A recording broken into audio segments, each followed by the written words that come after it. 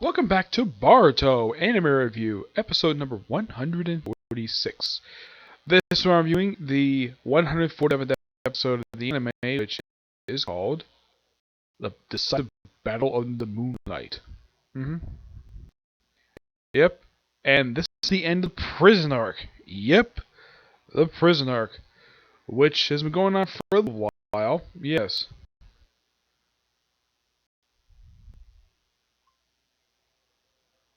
Yeah, this has been going on since episode 141, and we finally wrap up this arc. 7 episodes. I'll get my final thoughts on this arc in once I finish the review. But yeah, where last week's episode left off, we have the battle between Tajiro versus Team 7. And it doesn't go too well first, especially since he creates shadow clones. What's it use? What kind of looks like shadow clone, the shadow paralysis jutsu. And Sada points out, though, that's similar jutsu that Naruto clan uses. Well, theirs is basically done via sunlight. This is done via moonlight.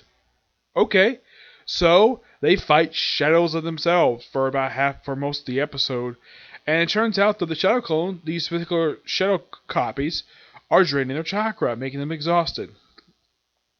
This lasts for a while, and of course Kaori tried to get away, but look up, he spots the fact that, of course, during the fight, of course, they discover that the warden's dead. He got killed off in the last episode. Yeah, the corrupt warden, the crooked warden, and they decided to raise the alarm because a prison break and searchlights. And Kaori notices that the searchlights have an effect on the shadow, which makes him glitch. So eventually he gets Bart to come over to him and tells him about his hunch. So Kaori uses his ability, his time to like distract him long enough so Kaori can walk to a nearby search tower to turn on the spotlight and destroy the 3 shadow clones. And of course Kaori, then he okay, that's not the only thing I can do. So he basically pulls basically a dark sword.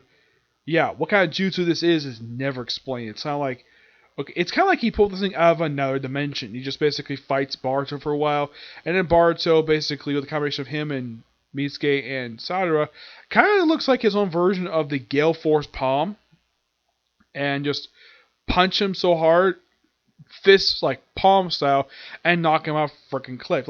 Think everything is over until you basically like a typical slasher villain wakes up, take Kaori with him.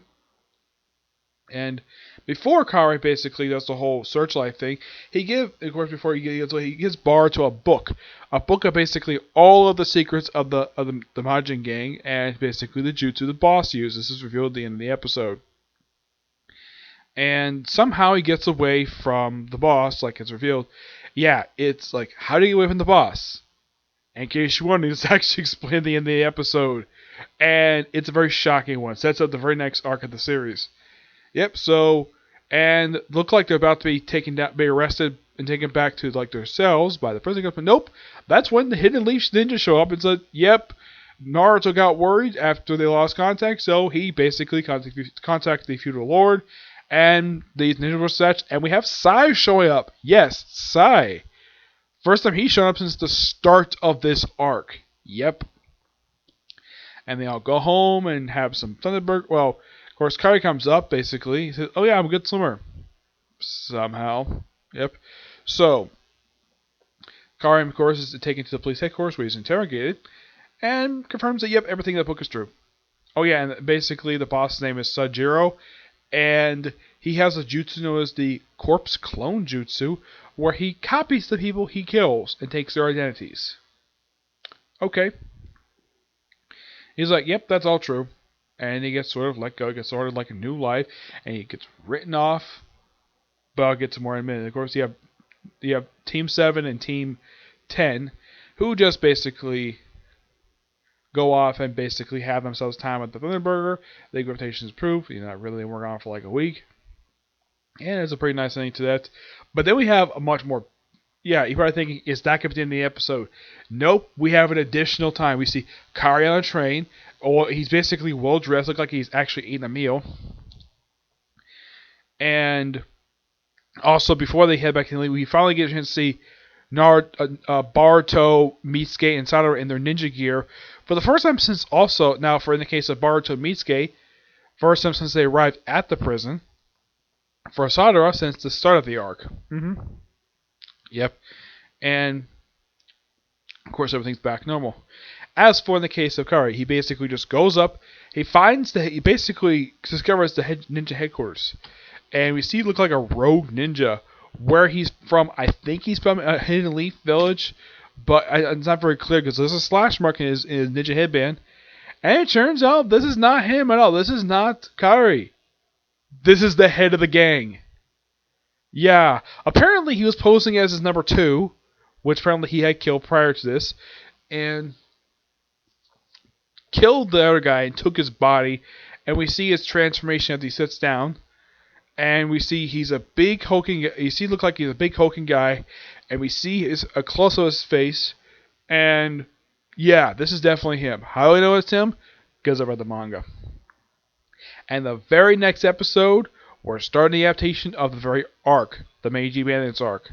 This brief 5-chapter arc, which looks like it probably could take up about at least about 5 episodes, I'd say, if you adapt 1 chapter per episode. Because here's the thing, the length of these chapters are about 40 pages. That's equivalent to about like 2 chapters right there. So you can do 1 chapter per episode and get this episode done, this arc done probably by episode 152.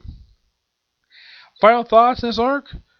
I would say the start of this arc was actually quite interesting, and then basically the book, I would say about halfway through, they basically fell off the rails. Oh yeah, and also the prisoner who was taken away back, I think it was like a couple episodes back prior to this one. He gets released, and what happens to his cellmate? Resume gardening, and the boss basically, just because he doesn't have protection, he just has his own bodyguards. He doesn't have special protection anymore, so he basically probably be killed soon, because prisoners probably would do that. And, well, yeah. This arc, all in all, it wasn't exactly a waste of time. It's mostly put, if you look at it, set up for the very next arc, because that arc was actually hinted at.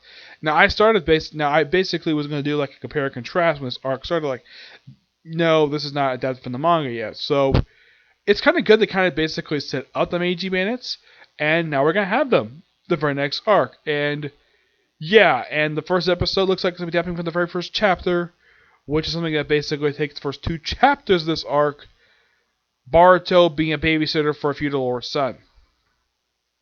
Which should be interesting. I wouldn't be surprised if they actually mention this arc in the actual, what happened in this arc here in the very next arc, in the very next episode too. Yeah. It's kind of good they didn't show the guy's face, per se. They show the guy's mouth, like a close-up of his mouth, but not full face, per se. They want to stay there for later. Yep. But I would say if the episode ended with basically just Team 7, Team 10 just celebrating, that would have been a bad ending. But I think the ending that we did get for this episode is a lot better instead of something exciting. So, what's the overall feeling of this arc? Disappointment. Good start.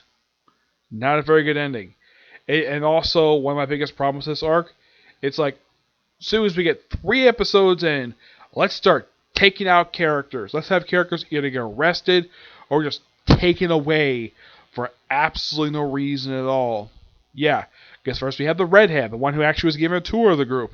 Yeah, he disappears, he's taken out by episode 3 and never mentioned again. And then the feudal lord is taken out in the very next episode.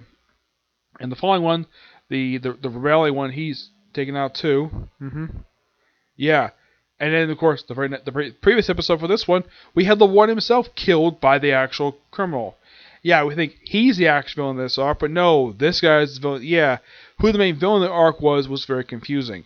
Yeah, I haven't seen an arc this confusing when it comes to this main villain since the Jaken arc. Yeah, that was a good arc.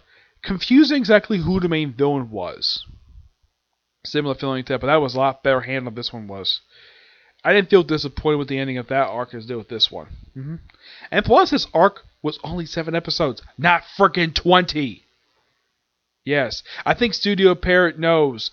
Don't have an arc drag out that very long again, unless you have a good story arc. Because I think that the reason why they haven't done an arc like that since then, and this is just my opinion in the matter, because The studio took a lot of flack for that arc, the Mitsuki disappearance arc. Yes, people hated it. Mainly because of its terrible writing a lot of the time, and its pacing was awful. Like, the arc moved at a snail's pace throughout 50% of the arc before finally got something interesting happen. Yeah. But, not much else to say about this episode. Don't want to air today. But I'm definitely looking forward to next week. Start of Major Man's arc. Really interested in that. Okay, so that's it for this particular review. I don't think I have a chance to do another review today. Out of time for anyways. I'll probably have at least one replay for tomorrow, and I'll probably review of my watch review I've been teasing the past couple of days. I was going to do it today, but I don't think that's going to happen. It's probably going to happen tomorrow this way, okay? Tuesday next video. Bye.